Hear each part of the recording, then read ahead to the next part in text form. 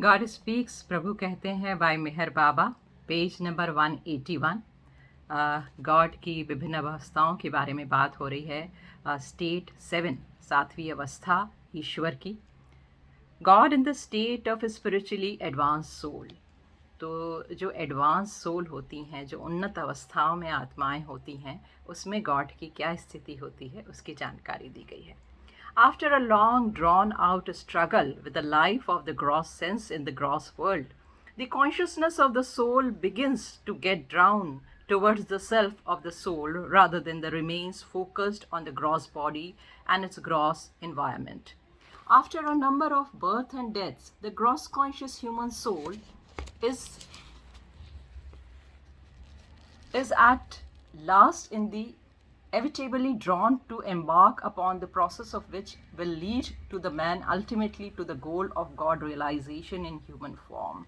तो अल्टीमेट जो गोल है वो ह्यूमन फॉर्म का है, आत्म साक्षात्कार, प्रभु साक्षात्कार का है। तो जो आत्माएं हैं जो इन्यूमरेबल फॉर्म्स लेती हैं, उसके बाद जो अल्टीमेटली ग्रॉस फॉर्म से वो जो पहुंचती हैं, वो दरअसल प्रभु के उसमें ही अवस्था में, आत्म साक्षात्कार वाली अवस्था में ही पहुंचती हैं। तो ये इस पैराग्राफ का जो एक अर्थ है, बल्कि हमने प्लेन्स जो किया हुआ है उसी से मिलता जुलता और उसी की तरह ये वही है दरअसल। पर ये गॉड की अवस्था का यहाँ जिक्र है, तो उसमें ये जो है जिस्ट आप समझ लीजिए कि उसी भाग का एक जिस्ट की तरह है ये। The consciousness of the soul therefore begins to withdraw itself from the world of gross sense and it is now ready to undergo the process of involution. तो ये अंतर्मुखी होने की यात्रा, ये यौगिकता वाली यात्रा जो है जब शुरू होती है, वहाँ से ये जो है आपकी सोल की एक स्पिरिचुअल यात्रा और फिर डिवाइन सोल में पहुँचते हैं। तो ये प्रोसेस जो है वो ग्रॉस वर्ल्ड के कनेक्शन छूटते ही शुरू होते हैं, ग्रॉस बॉडी से आपके इंटरेस्ट छूटते ही शुरू होते हैं। The subtle sphere or the subtle world is the domain of the first three planes of involving consciousness of the soul. The fourth plane lies between the subtle sphere and the mental sphere, and the mental sphere contains the fifth and sixth planes. तो जो planes की हमने बात की है उसको chapter को आप दोबारा देख लीजिएगा। तो ये सारे planes की जो यात्रा है किस तरह से है वो बतलाई गई है। The seventh state of God comprises the advance by the pilgrim on the spiritual path through the subtle and mental spheres. The greater the advance, the greater the involution of consciousness. When the soul becomes consciousness of the subtle sphere through the subtle body, it identifies itself with the subtle body, and when it's become conscious of the mental sphere through the mental body, it identifies itself with the mental body, just as it identified itself with the gross body when it was conscious of the gross sphere through the gross body. The spiritual progress of the soul through these spheres is entirely an imagination. तो ये जो है ये अवस्थाएं समझाने के लिए हैं, बाबा इस तरह से बतला रहे हैं। लेकिन कैसे हम एक एक चरण करके 7 स्फेयर जो हैं वो सारे हमने अलग अलग पिछले उसमें समझाए हैं। तो उसको अगर आप 7 चरण प्लेन्स के देखना चाहते हैं कि एक उन्नत आत्मा कैसे बढ़ती है, तो आप उसको रेफ़र कर सकते हैं हमारे पिछले पार्ट्स को। When the soul becomes the consciousness of the subtle sphere through the subtle body, it identifies itself with the subtle body.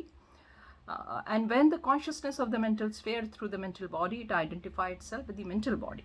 तो जैसे जैसे वो बढ़ती जाती है कि सूक्ष्म शरीर से उसका जैसे होता है तो सूक्ष्म विश्व को जानने लगती है, मेंटल बॉडी से उसका कनेक्शन होने लगता है, तो मेंटल वर्ल्ड को वो समझने लगती है, ये कैसे परफॉर्म करते हैं सारे। गॉड स्पीक्स प्रभु कहते हैं, पेज नंबर 181, 181 पे थे हम, और 7वीं अवस्था जो है प्रभु की उसकी बात कर रहे थे। God in the state of spiritually advance soul. तो एडवांस सोल की जहाँ बात होती है तो हमने प्लेन्स जो पढ़ा था वो आप दोबारा देख लीजिए, क्योंकि उसी का जिस्ट, उसी की समरी इसमें दी गई है, तो इसको मैं दोबारा नहीं पढ़ूँगी।